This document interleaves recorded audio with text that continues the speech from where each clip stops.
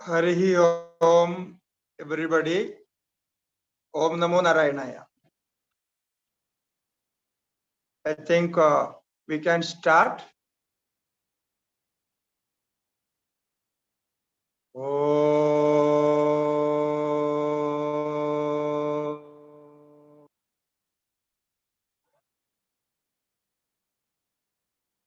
Shrutishmrite Purananamayam Karunalayam Namami Bhagavat Padam Shankaram Lokashankaram Shankaram Shankaracharyam Keshavam Badarayanam Sutra Bhashya Krito Vande Bhagavanto Punah Punah Ishvaro Gururatmedi Murti Bheda Vibhagine Vyomavat Vyapta Dehaya Dakshinamurtaye Namaha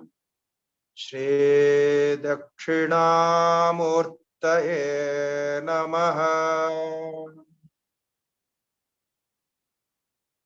Om Vasudevendra Yogendram Natva Jnanapradam Gurum Mumukshunam Hitarthaya Tattvabodho Bhidhiyate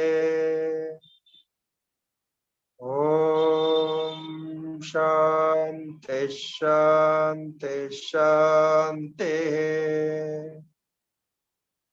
Shri Gurubhyo Namaha Harihi Om.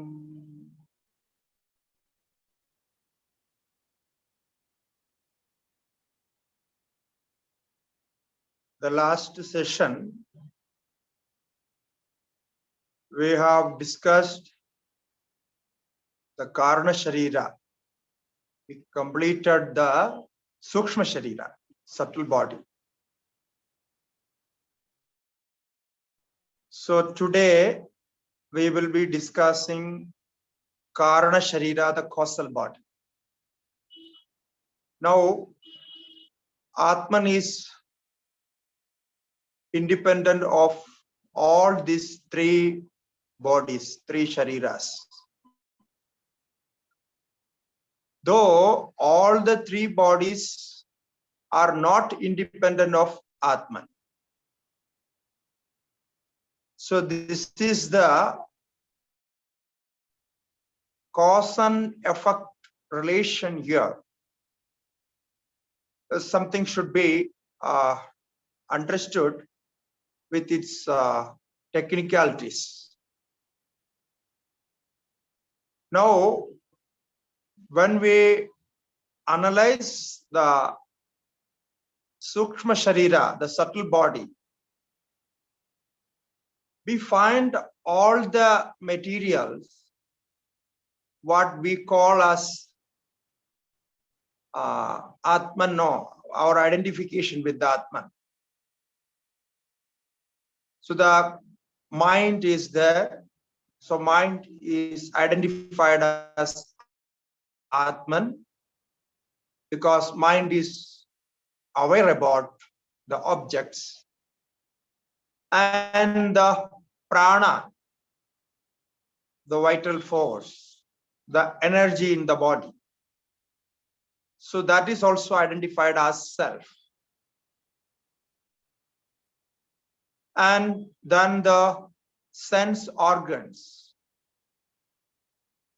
Those are also identified as self.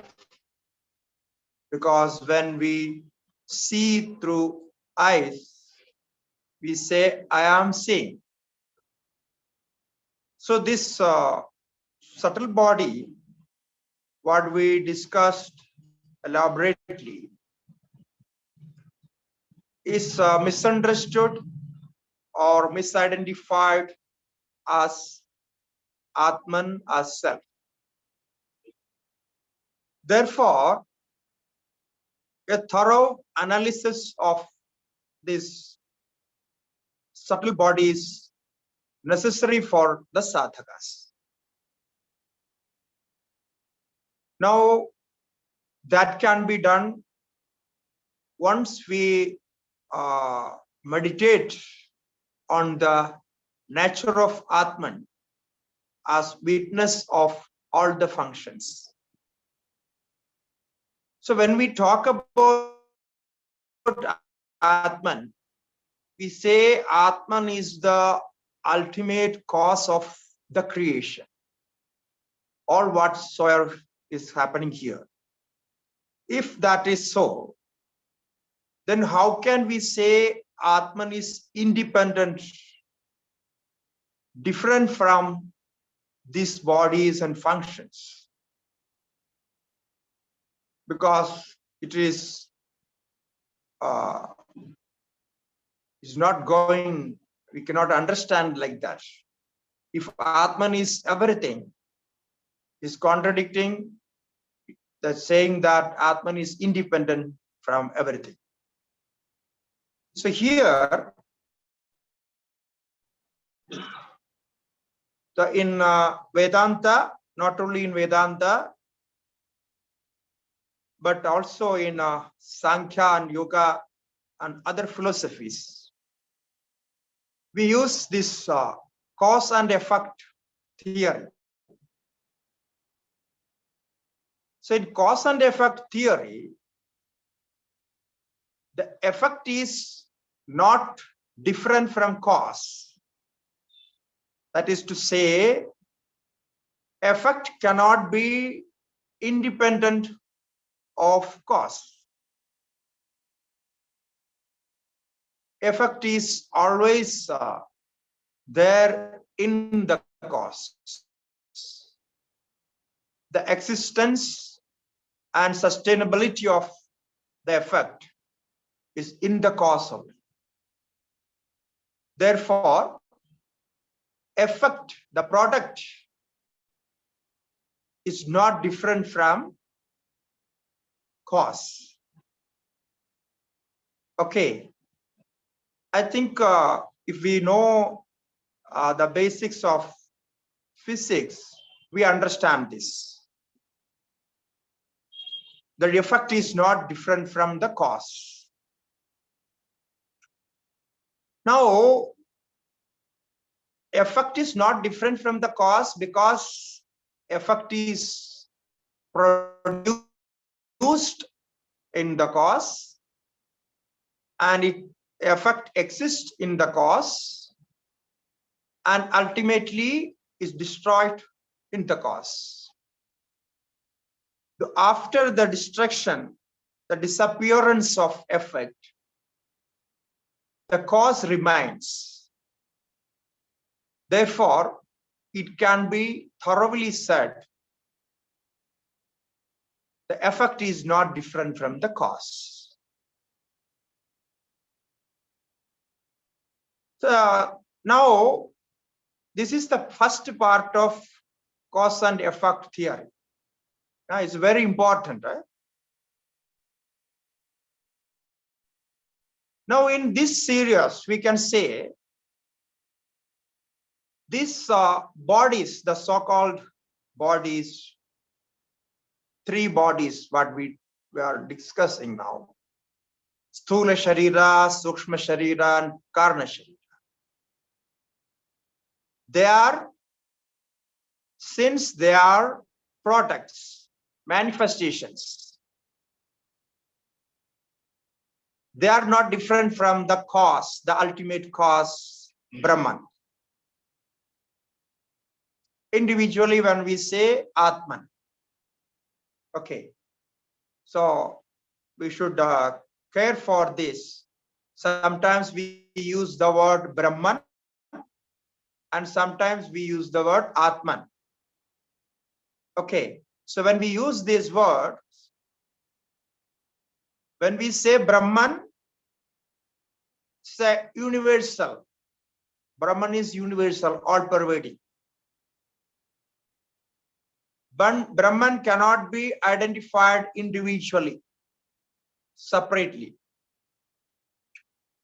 But when we say Atman, although Atma is also Brahman by nature, but the word Atman is used particularly to indicate the individuality. It means the individual, the self is called Atman. By nature, Atman is not different from Brahman. Brahman and Atman has the essential nature as Satchidananda.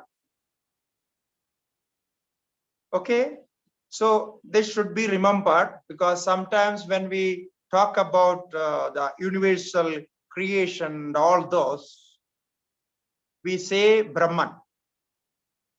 So here, all the developments, all the manifestation, what we experience are produced from Brahman, or we can say it is appearing on Brahman. Brahman is the substratum, the cause of all these appearances. So therefore, whatever is appearing as the creation is not different from the ultimate cause, Brahman, the ultimate substratum, the subtlest substratum of all the manifestation. So this is the first part of cause and effect relation. In this, from this point of view, we can say these shariras, these three bodies, namely Sthula Sharira, physical body, Sushma Sharira, subtle body, Karna Sharira, causal body. These three bodies are not different from Brahman. Okay, I think you got this first part. Now we take up the second part of the cause and effect relation. The second part says cause is different from effect. Cause is different from effect. It means cause is independent of effect. This is the second part. Now, what we are talking here is from this point of view, the second part of the cause and effect relation. The first part says the effect is not different from cause. Effect cannot sustain when it is separated from cause. Therefore, effect is not different from cause. As the pot made of clay cannot be there if the clay is separated from the pot. The ornaments of gold, there cannot be any ornament of gold if the gold is separated from that. Therefore, the ornaments made of gold is existing in the gold itself. The gold is in different form, different manifestation, we call as ornaments. This is the first part. Now, the second part says the cause is different from effect. We take the same example. The pot made of clay. The pot is existing in the clay, but clay is different from pot. But because the existence of clay is not in the pot. Before the pot was made, the clay was there. After the pot is destroyed, the clay will be there. Therefore, the clay is not pot. So the existence of clay is different, independent of the existence of pot. Similarly, when we see from the point of view of effect, the pot cannot exist if there is no clay. But clay can exist without pot. So therefore, Atma is independent of all these three bodies. Atma is always there.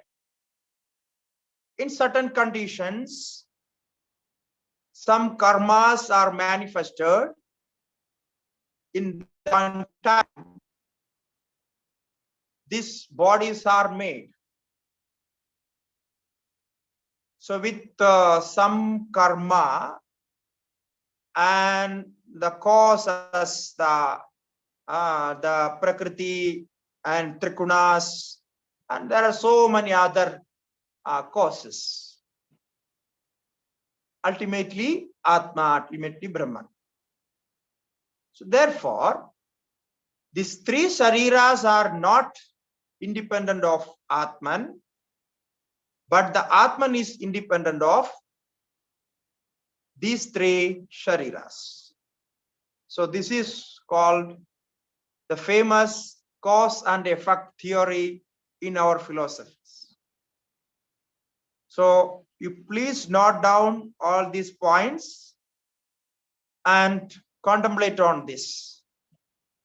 If you get this cause and effect theory correctly, then no, you have understood half of the Vedanta, half of the Vedantic method of philosophy, because how it establishes everything like this. So separation and non-separation. So this is the basis of that. This is purely this physics. It is not directly, no, you can say it's directly connected to philosophy. It is based on physics, because anybody can understand this. So in this context, after discussing the subtle body, we will take up the causal body. Now, this Karana Shariram, the causal body is called causal body because this body is the cause of two other bodies, subtle body and the physical body, one after another.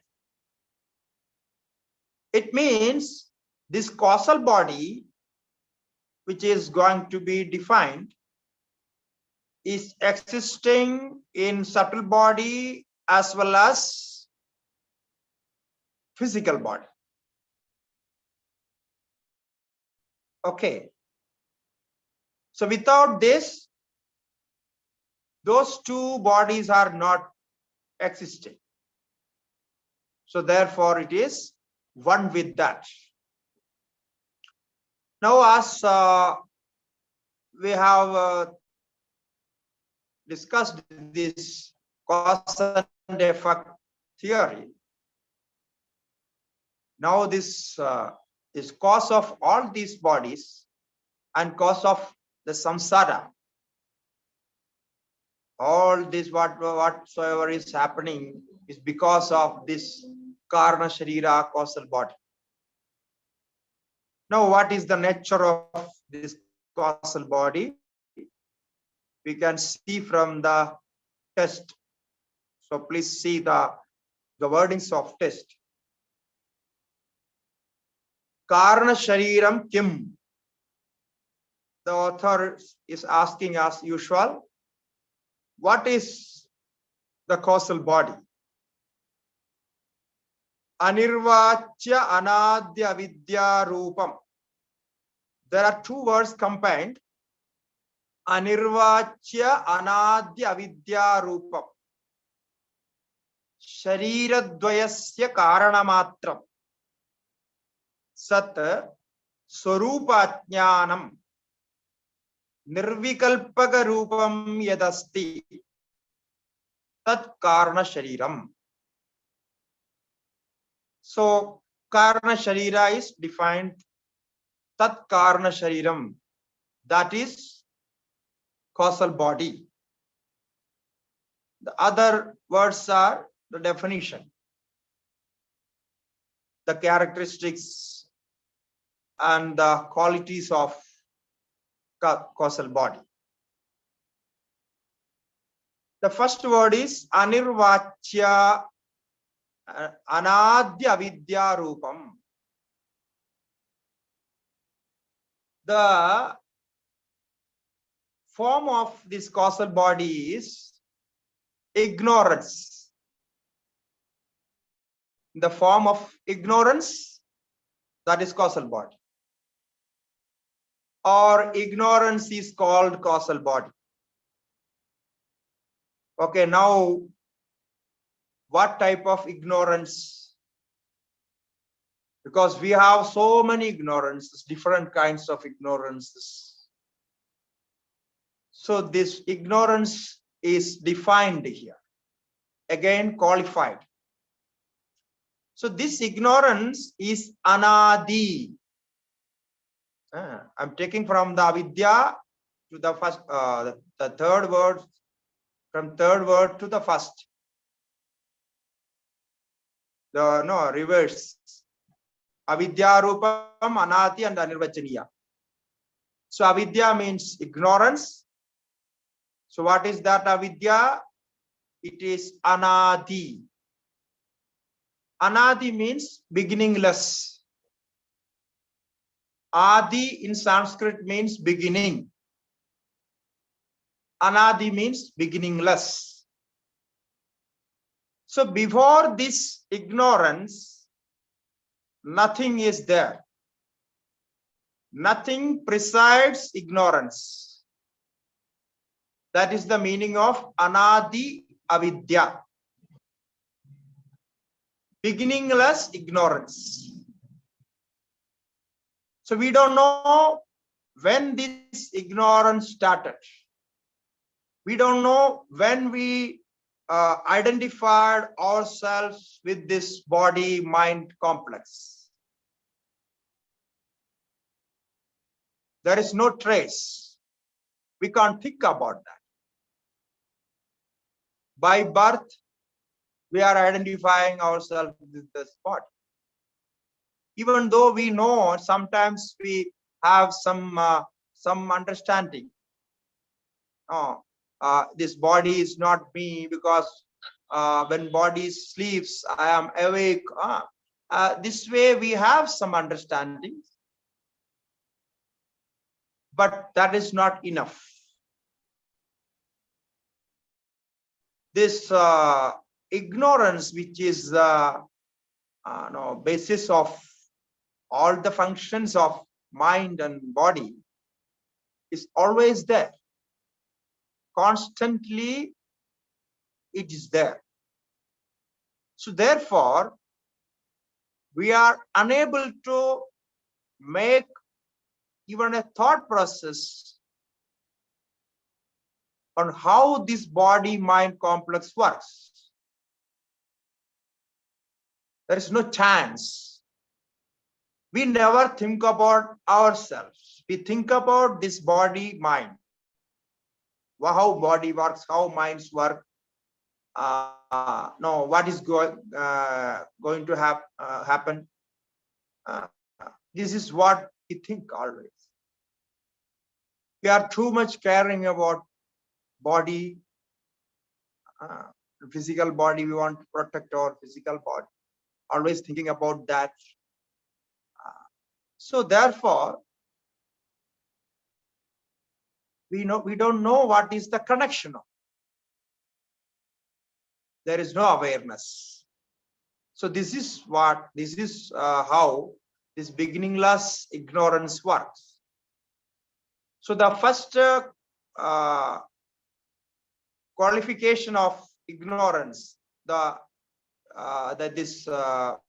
beginningless ignorance, is that before that nothing was there. So nothing precedes ignorance. It appears and works. There is no date and time for ignorance. So there is no date and time for the ignorance. Therefore, it is beginningless. And we cannot say when it is when it starts giving us all these effects. We don't know. So therefore, it is called anadi. By time, it is anadi, beginningless. Now, yet another qualification of this ignorance, the Vedantic concept of ignorance. So another aspect of ignorance is anirvachya. Anirvachya. Nirvachana means in Sanskrit definable. Anirvachya means indefinable. It cannot be categorically defined. There is no definition. So it is indefinable, anirvachya. Why? How it is indefinable? Why it is indefinable? Because it has no shape. What is the shape of ignorance? If somebody asks, how can we say? What is the shape of ignorance? There is no shape. There is no size, no quality. Only we named as ignorance, avidya, but it cannot be described in words.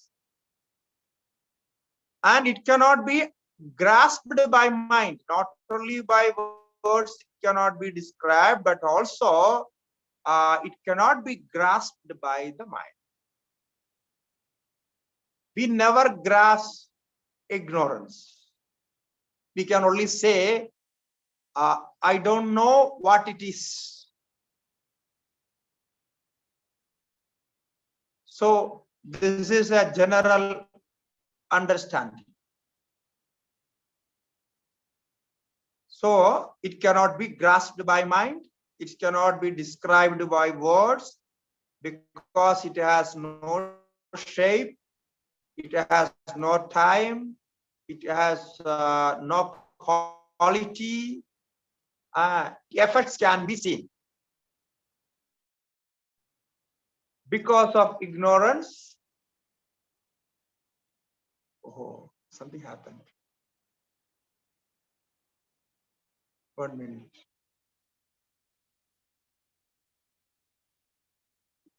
Yeah, sorry for disturbance. Something happened in between. Okay, so anirvachya. I think you will remember these words, the qualifications of avidya. It is anirvachya, indefinable or inexplicable.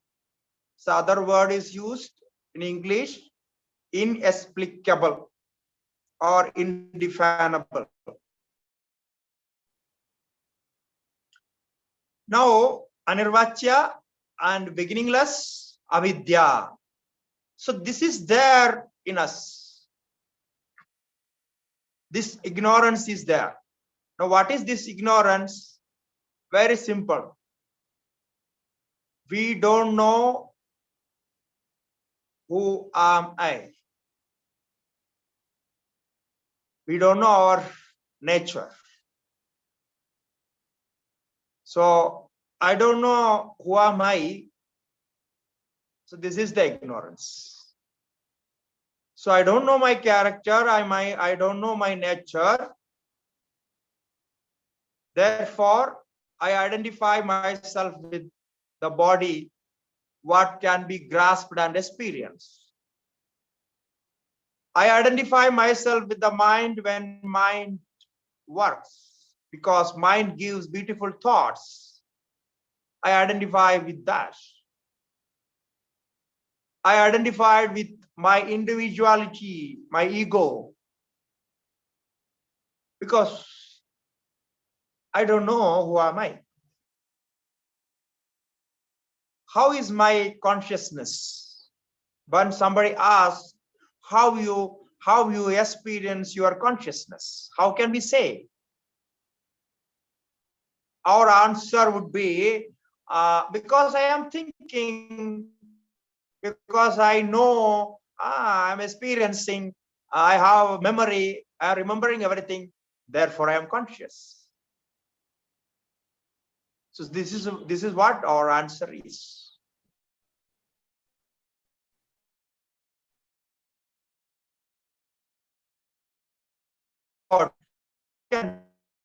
Because the consciousness, we have no trace of consciousness directly, therefore we take all these functions and actions of the mind and body as the actions and manifestations of consciousness. We identify with that. So I am alive, or I know, so I am there. My existence is, what is my existence? Because I know, I think, I work, I remember, I enjoy, therefore I am. So this is the blunder mistake, what is happening there. And this mistake has no beginning, no end. Therefore, don't worry that you started this. No, I cannot claim that I started. Nobody can claim that we started. No, nobody can say that. Therefore, it is simply we say beginningless. So then you don't think about when it started. Unnecessarily, don't waste your thought process. Don't think about when it started. Now the effect is there to try to solve the problem. The cause of the problem is there, because if there is no cause, no effect can come. If there is effect, there must be a cause, undivided cause. So find out that and solve the problem. Not thinking that when it is created and how it came. No, let it be that. Because you will not find any answer for it. Even scientists are still trying to find out when this world is created, the time of creation. That this is even this physical, in the physical level, it cannot be found. So they are trying to do it. What is the use of that? Now, if at all we find the time of the creation, and after a few years, what is going to be? What is the effect of that? Nothing, no production from that. So unnecessarily wasting time and energy So better you solve the problem.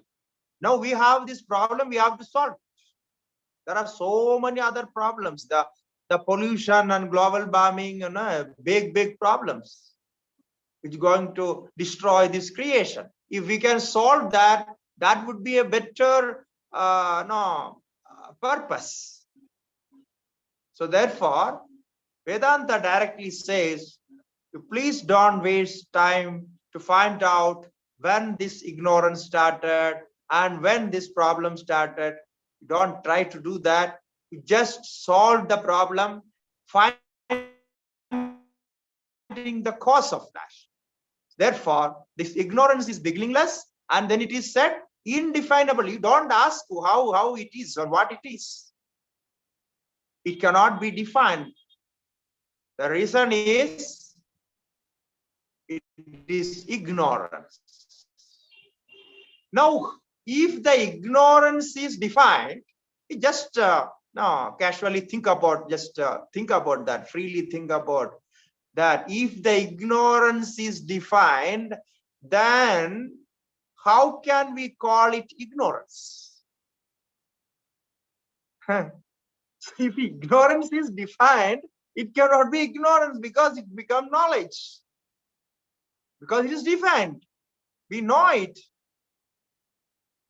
So therefore, our Shastra says it's foolish to think about the source of ignorance and the beginning of ignorance. Therefore, Anirvachya Anadi Avidya. So it is very simple and very direct and intelligible. So if you understand this, you get the meaning of Vedanta, how it works. You get the meaning of life, meaning of the reason of all the problems. Why it happens? Because you unnecessarily search for something that cannot be searched. So that is the character, the qualified ignorance. Now you see, people ask here, if it is ignorance, how can you qualify that? So here you can see the speciality of the qualification. The beginningless, when we say beginningless, is a one qualification.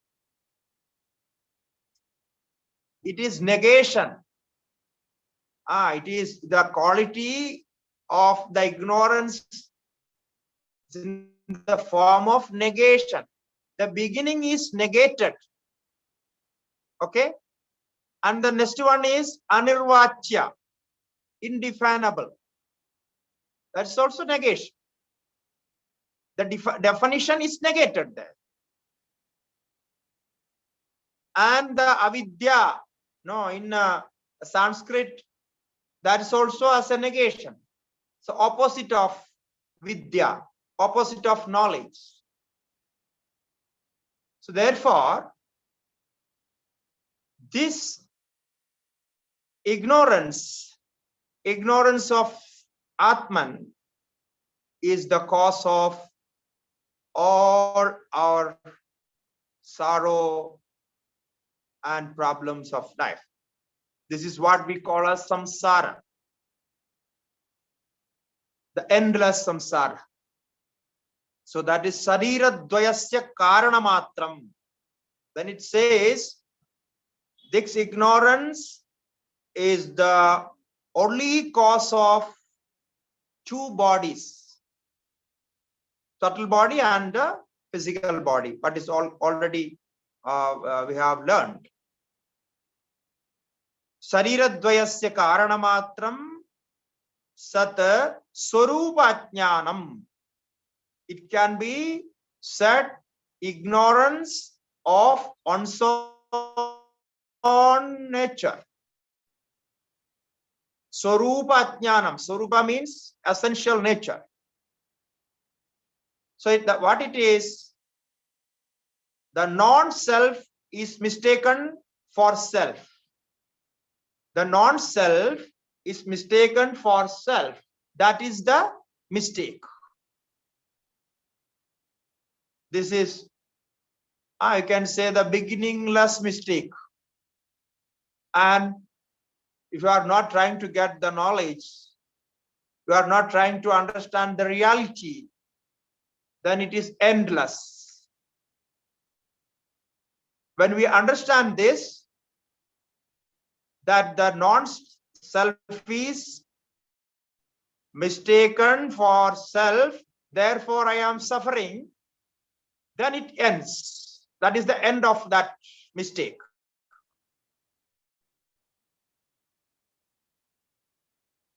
So the Sat Swarupa Ajnanam, the ignorance of one's own nature, that is the Swarupa Ajnana, it's said. Now the other word, next word is Nirvikalpaka Rupam. It has no form.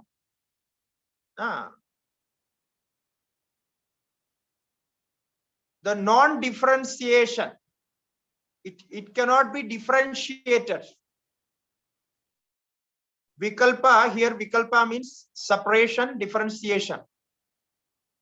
But this ignorance is not, this ignorance cannot be differentiated.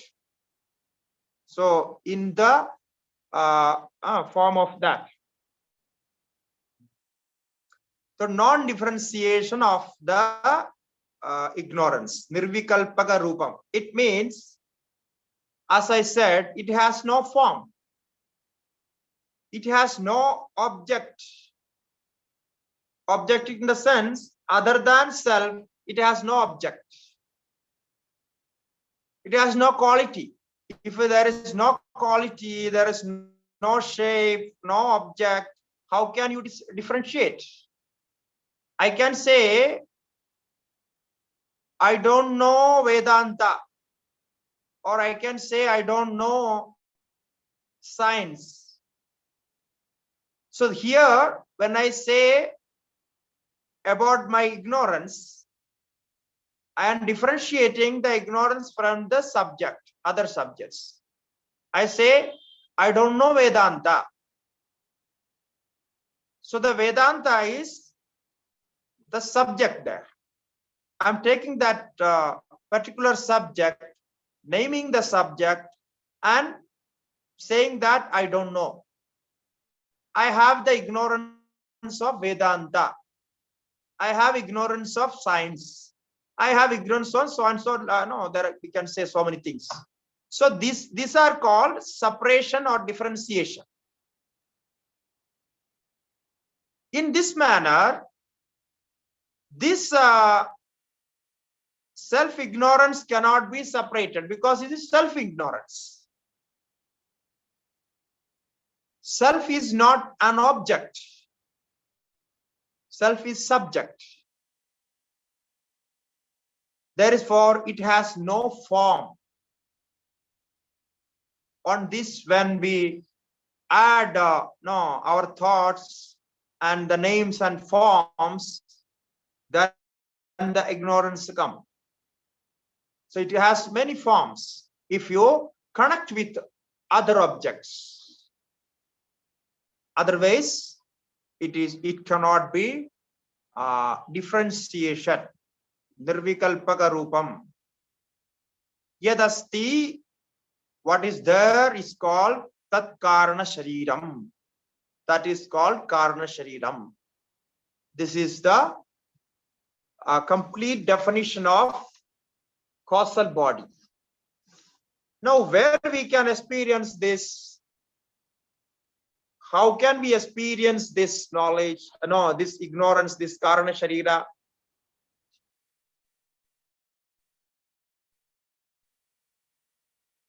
Definitely, we cannot experience this Karana Sharira by knowledge. Okay?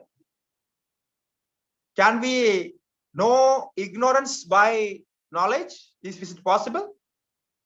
No. No ignorance can be known through knowledge,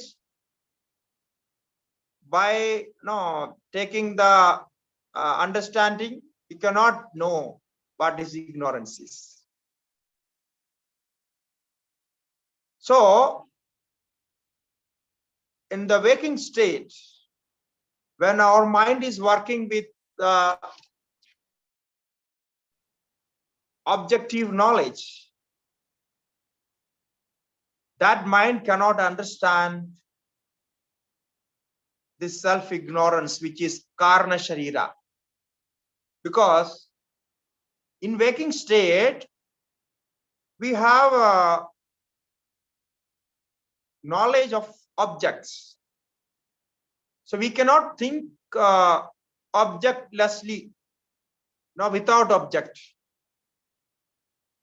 When we think something, the object is there. Now, how can we think about this ignorance which has no form, no object, nothing? So therefore, it is not possible to understand this ignorance in waking state. Now, what we can do, as we are studying here, we can put some ideas, some logics, some examples. We can analyze some experiences. But we cannot know what is this ignorance is. So it is said that ignorance cannot be known by knowledge. So for example, for instance, suppose you think, let me see what is darkness. No, you are trying to see what is darkness. Okay? So what you do, you take a torchlight, and searching for where the darkness is. You go out and search for darkness with a torch. Is it possible? No, that's the problem here. So when you go to search the darkness with the light will remove the darkness, and darkness cannot stand against light. So the light cannot objectify darkness. So darkness cannot be understood by light. So if you want to enjoy, experience the darkness, one has to switch off all the lights and sit. Okay, this is the experience. Therefore, it is obvious that in waking state, knowing ignorance of Atman is impossible. So now where we can experience this? We can experience in deep sleep. Deep sleep, what we experience is the identification of Karna Sharira. It means we identify ourselves with the ignorance. The ignorant Atman, the ignorant self, is experienced in deep sleep. Why I say this? Because there is no mind. Mind is not working. So the knowledge objectification is not there. The objectified knowledge is not there. The function of brain, the waves of brain is very, very low. So there is no chance of objectified knowledge. Therefore, when mind stops, intellect stops, what is experienced is the ignorant Atma. That is the ignorant Atma. There we experience this Karana Sharira. Therefore, normally it is said, in deep sleep, we experience this Karana Sharira. So there the non-differentiation of Karana Sharira is also there. Because in deep sleep, we have no differentiation. No object is there. Therefore, we don't differentiate anything there. And there is no doership. There is no awareness of enjoyership. So nothing is there. Therefore, it can be said like that. Now, if the mind is not working, there is no chance of thinking of definitions. We will not remember any Tattvabodha definitions there in the deep sleep. So it is impossible. So because we don't remember what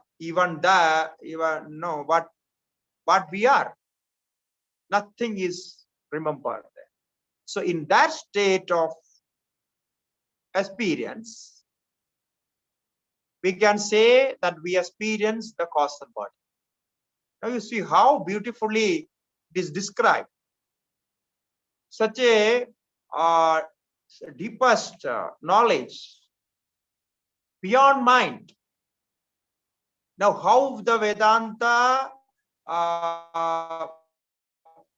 teaches us, how can we understand beyond mind?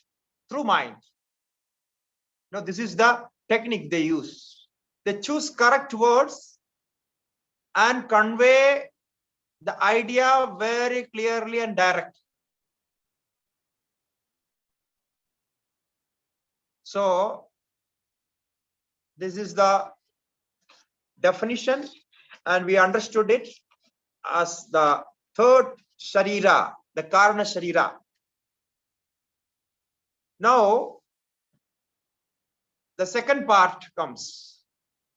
Just now we discussed the physical body is experienced in waking state. The subtle body is experienced in dream state. And the causal body is experienced in deep sleep.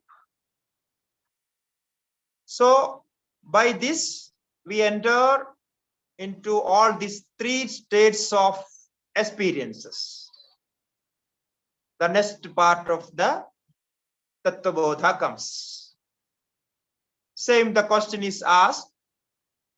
The student is asking the question, Avasthatrayam kim? Because in the definition of self, Atman, it was said, Atman is beyond Avasthatraya, beyond all these three states of consciousness, three states of experience. So the student asked, Avasthatrayam kim? What is this Avasthatraya? So first the teacher namingly say, you see, the Avasthatraya is the three states of experience is Jagrat.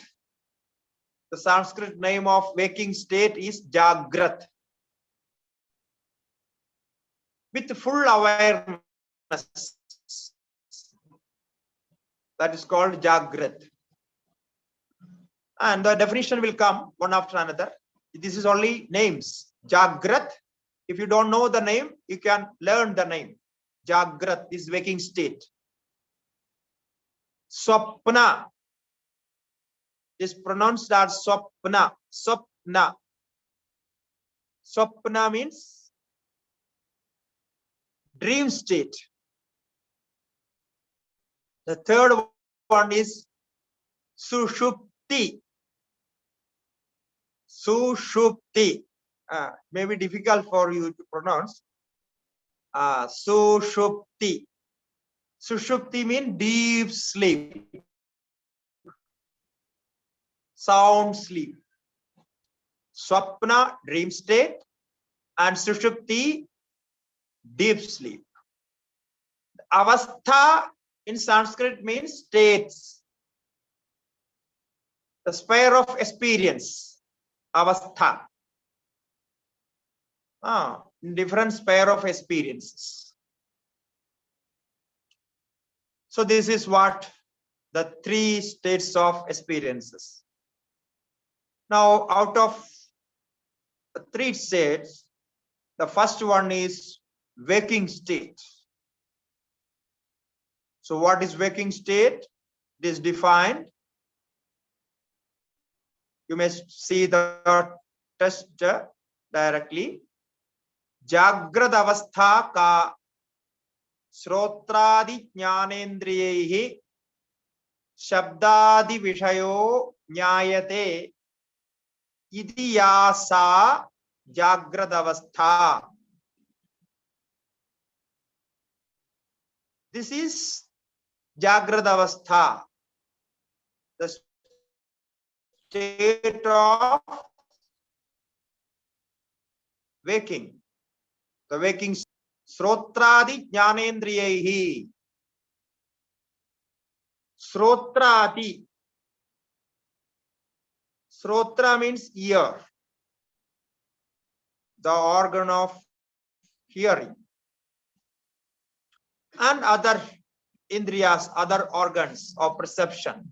The srotradi jnanendriyehi, with the organs of perception like ear and etc. With those, it means the perceiving is there. So when the organs of perception is working, then the mind is also working with that. The cognition is there. So each object is cognized. So the cognition, where the cognition works, where the perception works. That is the first thing, first part, Shrotradi Jnanendriya. Shabdadi Vishayo. The objects are, each organ has its own object. So the Shabdadi Vishayaha, objects of cognition, sound, etc. And they are Nyayate, experienced. So in which state, by the organs of perception, the objects of cognition is perceived and experienced. That avastha, that state is called Jagrat, waking. So this we know. But here the speciality is also said. So what is the speciality of this state is that, again it is saying, Sthula Sharira Abhimani Atma Vishwa Ityuchyate. Sthula Sharira Abhimani. We already know what is Sthula Sharira. Sthula Sharira means gross body, physical body. So the Atma, which is identified with the gross body, or the state where Atma experiences the gross body. Both way we can say. The state, the sphere of cognition, sphere of experience, where Atma experiences the gross body. That is waking state. This we know. Sthula Sharira Abhimani. The self is identified with that. So self is one with that. Now we are in waking state. Now what is happening to us? We are identified, or we are working with the gross body. We are experiencing the objects, sound, etc. And the mind is working with all this. And we have some enjoyment, sometimes some suffering, the different thoughts. Our intellect is working. We are using our capacity of thinking. So we are thinking, and our intellect is working. And with that, we have the ego of that. That I think that I am speaking. I am a speaker, and now I am speaking. So you think that I am listening. I am a listener and listening. This ego is working there. So you can see everything is there. Okay, so it's complete. So all the elements of the body is in action in this waking state. That is a specialty of the waking state. Since all these are working, we can say the Karana Shariram is also there. Because without that, you cannot do this. You just you think, if suppose you think that you are not ignorant, then why you learn this? So you are trying to learn. It means you are ignorant of Vedanta. So the ignorance is there, of course, and self-ignorance is always there. So the Karana Shariram and Sushma Shariram, the subtle body, and the Sthula Shariram, all three are working together in waking state.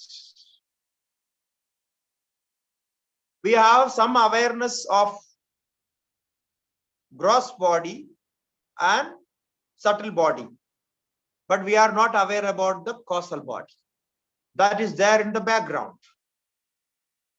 So in the background of causal body, the subtle body is in action, and the gross body is also experiencing the outside objects. So this is the beauty of waking state, because we are working with all our elements in this state. Therefore, this state, the experiencer of this state, Atma, the self, is qualified as Vishwa. Now, this self has a special name when it is in waking state. You remember this name. The name is Vishwa.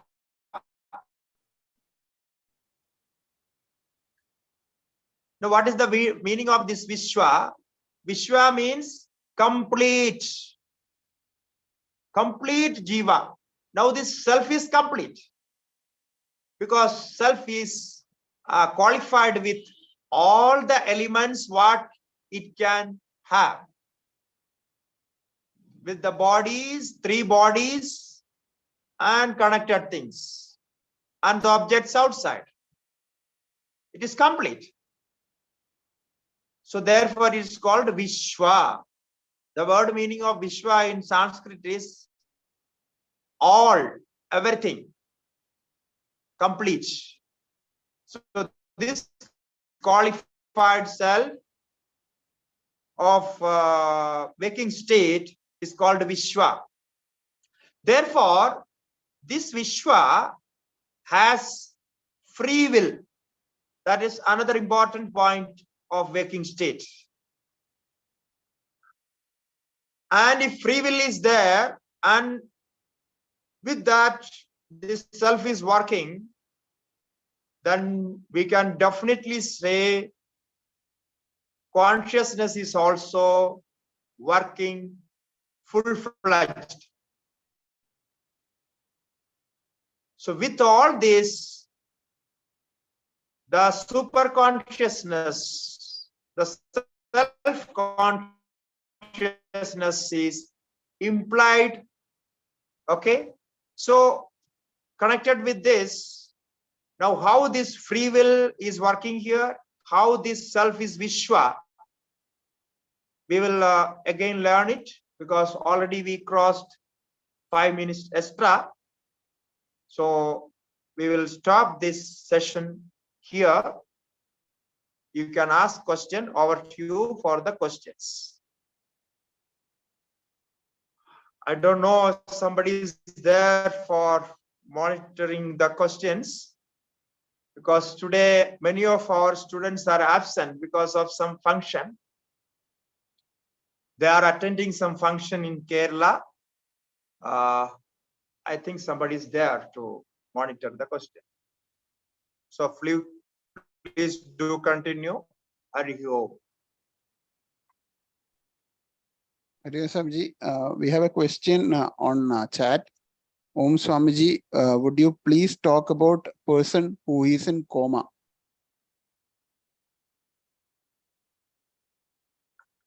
Yeah, coma is defined in Vedanta as Ardha Sushupti, because there is one discussion in Brahma Sutra itself about this coma state. So it is said Ardha Sushupti. Ardha means half deep sleep. So deep sleep we get naturally with a natural process, and there we are not aware about the objects outside. No mind, no intellect is working there. Similarly, in coma also, we are not aware about the objects outside. But the difference is, coma is not natural. That state is not natural to the body. It came but with by some reason, some accident, some reason. So therefore, as long as that reason is there, the coma state will be continued. But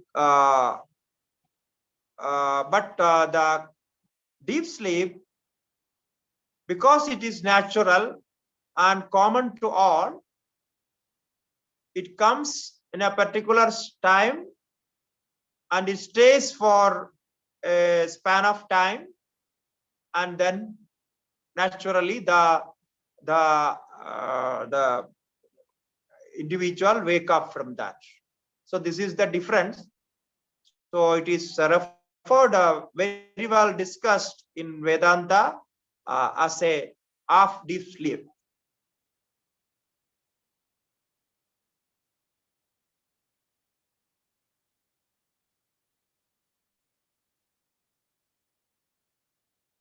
Next question.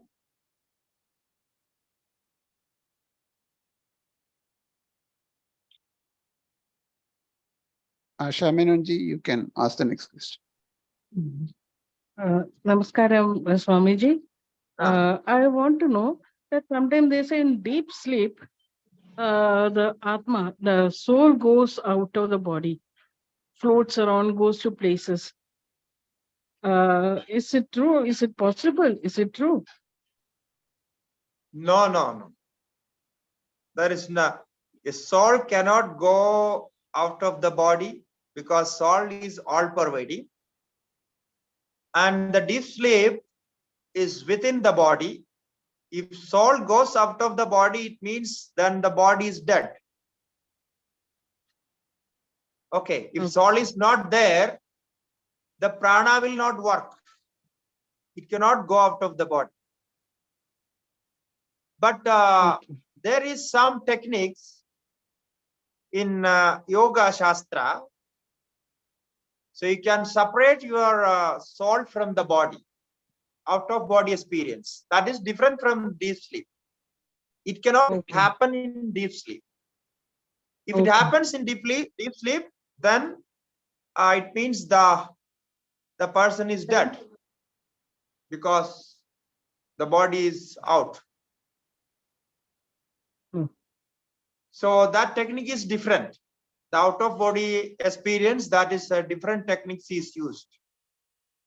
That with awareness, with some effort, they do this. Okay.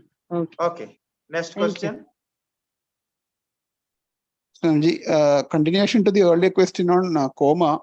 The person would like what about a person who is having Alzheimer's disease? Who is having Alzheimer's disease? That is a disease, no? That's the problem. So the problem because of some reason. The coma is also because of some reason. Similarly, the disease is there, then it should be treated. But one thing is common in all these states is that when there is no mind, no intellect is working, the state is experienced as deep sleep only. It means the ignorance of whatever we are describing about that is experienced there. Is in coma, a person is not performing any karma there. So he's free from all those karmas. So therefore, all these similar states and different with the different by the different reasons, it can occur in different levels, but it is the same as we can compare to deep sleep. We don't say that is deep sleep, but we can compare to that. So similar comparisons are there. In our other shastras like Ayurveda and everywhere, it is said similarly, all these problems. The next question from Jaya Chaitanya ji. In the definition of Stula Sukshma Sharira, it is mentioned as Satkarma Janyam. What is Satkarma? No, that last time I said, not Satkarma, the Sat should be separated. It is Karma Janya. Satkarma means good deeds, good karmas. But the body is not made of only good karmas. It is made of good karmas and bad karmas, merits and demerits. Therefore, it is like no Satkarma Janya. When we say it is good deed, but it is not like that.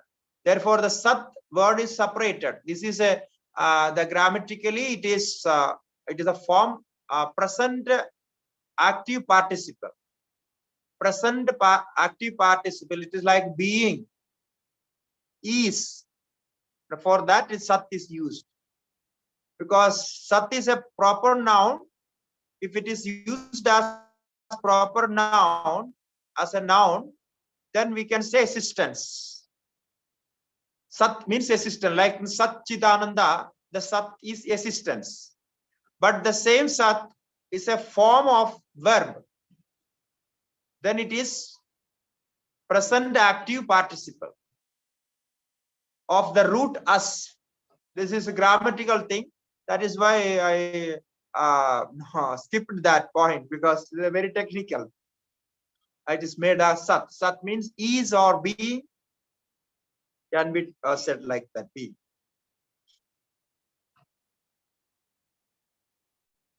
So, a question from Vinita ji. Could you explain how the vasanas are carried by the causal body? How the vasanas are carried by the causal body. Okay. So now that we will discuss elaborately when we discuss the state of deep sleep that is coming there. But we can say that the vasanas are there in the form of subtle impressions, the impressions of actions. So how it formed? When we experience the outside objects. For example, when we hear a sound. So this is an experience. The cognition of sound comes. That become memory.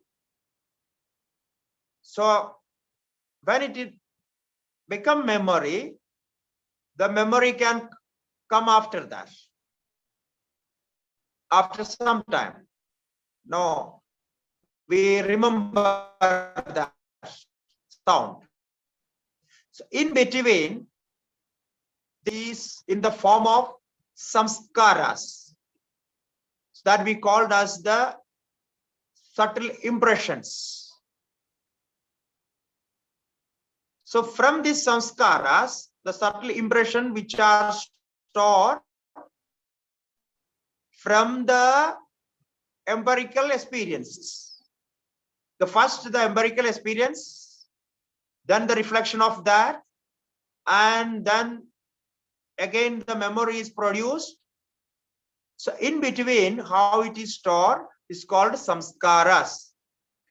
And samskaras, the subtlest form of impressions of the actions, the experiences, is unseen, unidentified. As said for the ajnanam,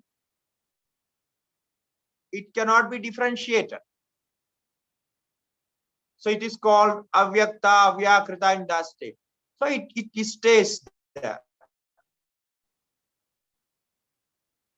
The subtle impressions, when it gets when it is ready to give the fruit, give the effect, it appears in the form of vasana, then come in the form of desire. It can be obviously experienced in the mind, and then it appears as the form of action. So this is how it is connected.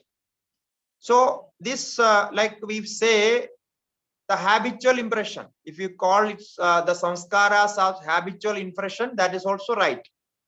What is experienced is there as habitual impressions. So from the first habitual impression, the second habitual impression appears, and from second and third, and again it repeats. So the same habitual impressions can be there forever if it is experienced again and again, if it is remembered again and again. And all these habitual impressions are there in their subtlest form. And because the mind is not dead there. Mind is not working with its elements, but mind is alive. So mind is carrying all these habitual impressions. That is how the vasanas are there in deep sleep. Unseen states. In dream state, mind is working. Therefore, the vasanas are experienced. That is the difference. In deep sleep, mind is not working, so the vasanas are not experienced. Okay, the next question. Swamiji, there is a question from YouTube. Hariom Swamiji, a waker, dreamer, and sleeper are mutually exclusive. Is it correct? Yet there is a witnessing the three states. The one once more repeat. I could not get Swamiji, the word. Waker, dreamer, and sleeper are mutually exclusive. Is it correct?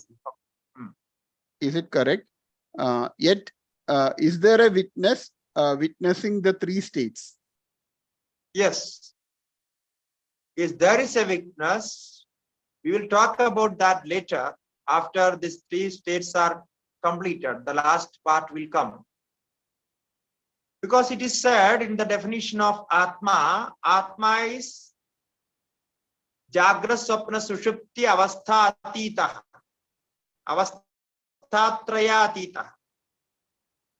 So here the Atma is different or independent as a witness of all these three states. Okay, now how it can be understood, we will learn later. So as we are aware about the waking state, we are aware about the deep sleep, we are aware about the dream state. And we are discussing, now you see we are learning about these three states. Now who is this learner?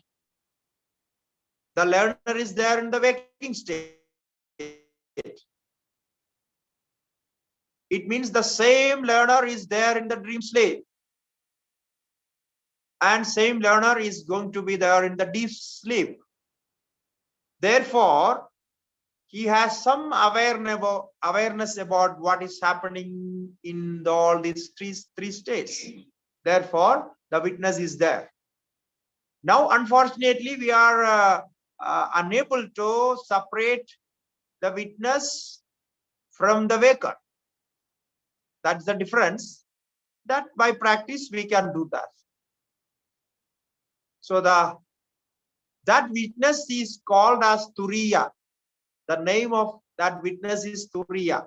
It is said in the Shastras. Okay, next question. That is all. No more questions. Okay. So we can conclude here. Om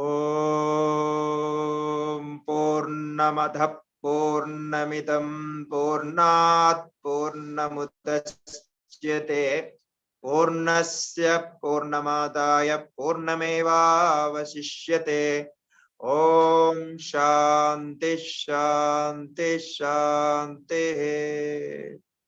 Shri Gurubhyo Namaha Harihi Om.